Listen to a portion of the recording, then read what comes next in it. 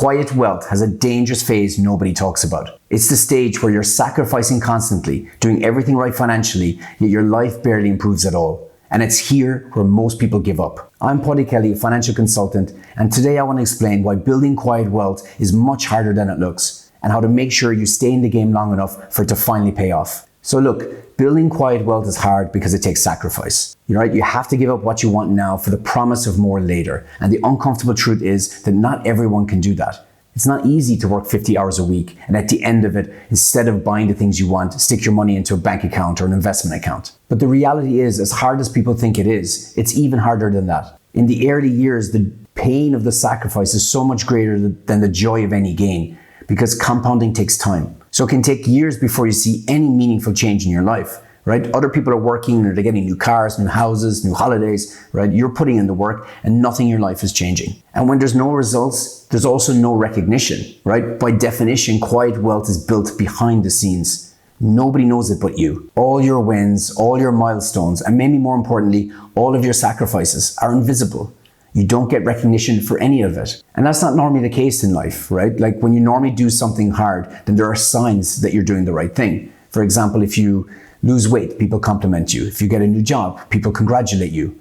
But more often than not, quiet wealth gives you none of that at the start. And that's much harder than people think. Because recognition isn't just about feeling good. It assures you that you're sacrificing for something that's worth it. And results aren't just some vanity metrics. No, of course not. They're proof that the trade-off that you're making is worth it. So ultimately, what it boils down to is that when you're building quiet wealth, you have to keep believing in a future result long before there's any evidence to convince you it's working. And you have to do that without any encouragement at all. And that's much harder than it looks. And honestly, this is what makes this initial stage of building quiet wealth so dangerous. Most people give up here during the years that the effort's the hardest and the results are the smallest. They don't stay long enough for the years where the compounding starts doing the heavy lifting, right? Where they start seeing results and recognition. So the real challenge for most people is this: how do you make meaningful progress quickly enough so that you can trust that the sacrifices you're making are leading somewhere worthwhile? Well, here are 5 steps that, if done in this order, will speed up the process so you don't quit too early. Now stick with it to the end, because number 5 is the one most people won't do, but it is the one that is the biggest game changer. Now, the first thing you can do is calculate your minimal viable income. This number represents the lowest amount of money you can live on and still meet your obligations. Now, you're not thriving here, it's uncomfortable, but it's possible. Basically, ask yourself the question: if everything went wrong tomorrow, what is the lowest amount of money I could live off? This number is the backbone of any financial change, and it will speed up this process so much more. So here's how you find it. You run a minimal viable income test and cut as much as you possibly can. So first, divide your spending up into needs and wants, and then look at wants, right? If it's a want, by definition, it's not a need, so you can cut it. Now, when it comes to needs, it's obviously a bit more nuanced, right? You need to eat, but you don't need to have luxury food. So here's where you need tough love. You gotta be hard with yourself. You can save more than you think. This process should make you feel uncomfortable. That's the point. Growth always feels like pressure. Now, once you've done this, you'll come to a number which represents how cheaply you can live. And everything left over from your salary is excess. And we can use that excess to speed up your wealth. So to make a lot of change from where you stand right now, you need to commit to living off this minimal viable income. For how long depends on the size of the transformation you want to see.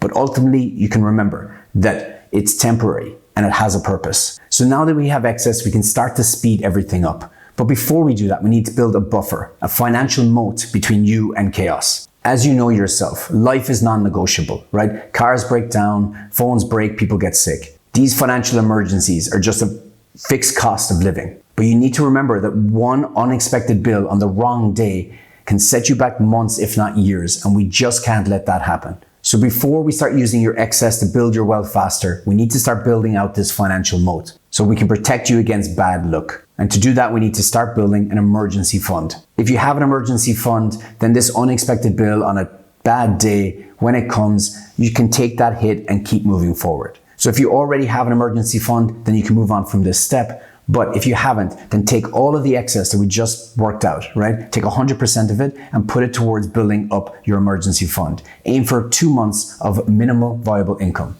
That will give you a lot of peace of mind going forward. But remember, and this is vital, this money is not for other things, right? It's only for emergencies. If you don't have an emergency, don't touch it.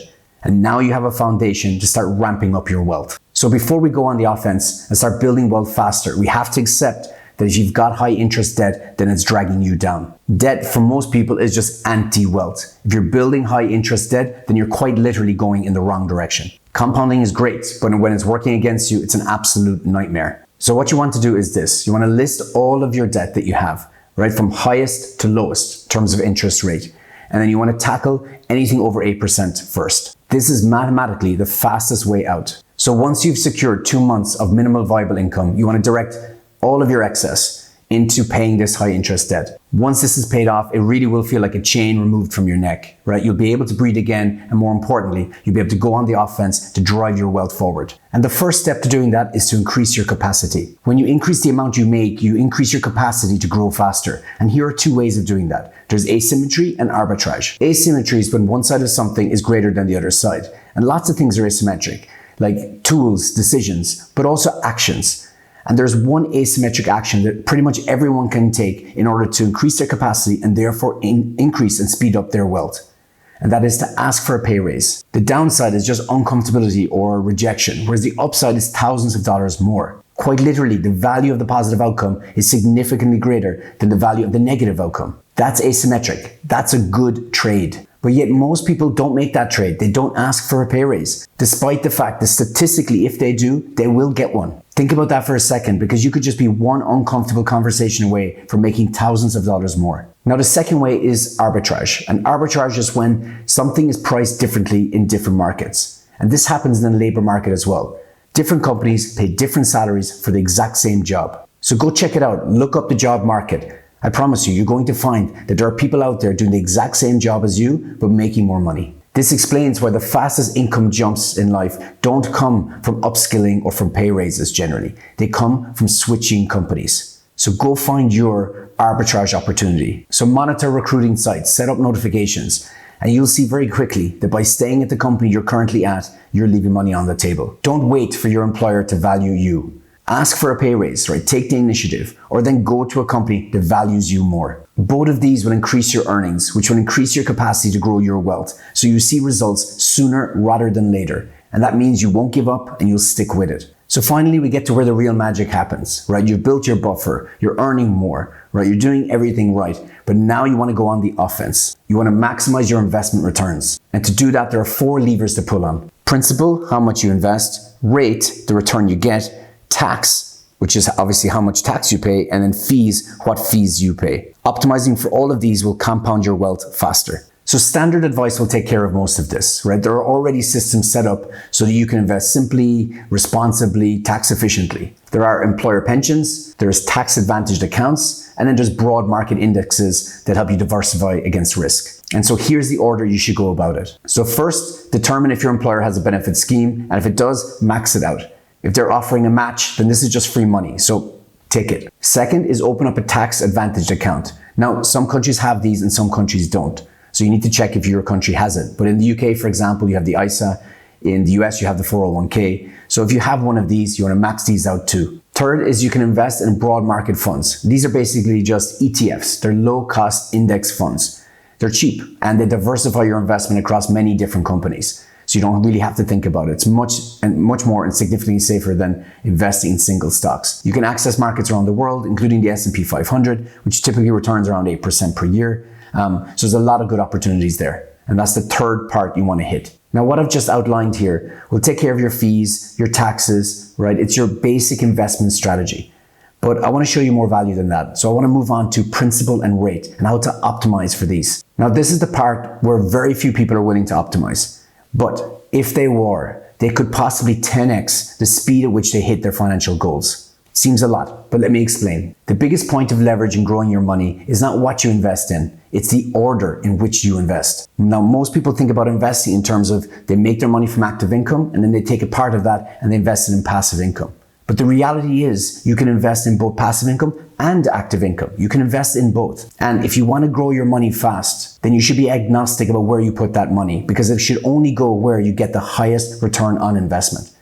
And the highest return on investment comes from this sequence: active first, passive second. Let's say you make $70,000 a year and you have $10,000 to invest. Now, most people will invest the $10,000 into a passive ETF and return 10%. In 25 years, you'll have $100,000. It's solid, but it's slow. Now let's say you follow the higher leverage sequence of active first, passive second. You first invest your $10,000 into upskilling in your career. These new skills earn you a 10% bump, so now you're making $77,000 a year. It's worth noting that people who upskill on average earn up to 15% more than people who don't. So this is very realistic. Now you take this extra $70,000 a year and you invest it for the next 25 years into the same ETF. In 25 years, you'll have nearly $700,000. That's 7 times more than if you skipped the first step. Investing in active income first and then leveraging those pay raises to invest in passive income will explode your wealth faster than you can imagine. Very few people take this step, but if you do, you'll be glad you did. And in the end, following these steps in order will mean that you'll bypass that slow phase of building quiet wealth. You'll pass it much faster than you would otherwise. And this will significantly increase your chances of staying in the game and sticking with it. The truth is that building quiet wealth will never look that impressive while you're doing it. Most of the sacrifices happen privately and most of the progress happens slowly.